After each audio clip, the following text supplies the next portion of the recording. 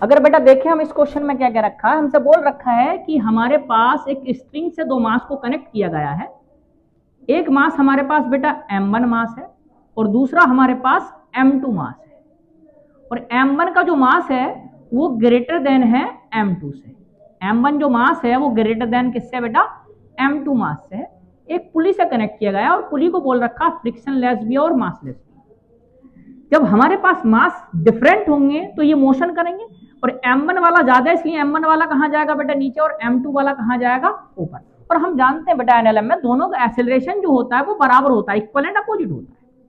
तो एक्सेलरेशन कितना होता है बेटा, खींचने वाला फोर्स माइनस के रोकने वाला फोर्स। खींचने वाला कितना होगा m1g माइनस के m2g upon total mass m1 plus के m2। तो एक्सेलरेशन कितना आ जाएगा, m1 माइनस के m2 इंटू जी अपॉन m1 प्लस के m2।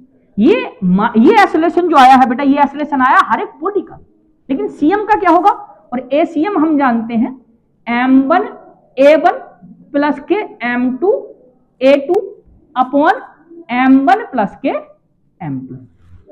और यहां पर अगर हम देखें दोनों का एक्सेलरेशन सेम है। अगर इसको हम प्लस मानेंगे तो इसको क्या मानना पड़ेगा, माइनस। अगर इसको प्लस मानेंगे तो एक को क्या मानना पड़ेगा, माइनस। तब क्या हो जाएगा बेटा मेरे पास m1 a माइनस के m2 a upon m1 plus के m2।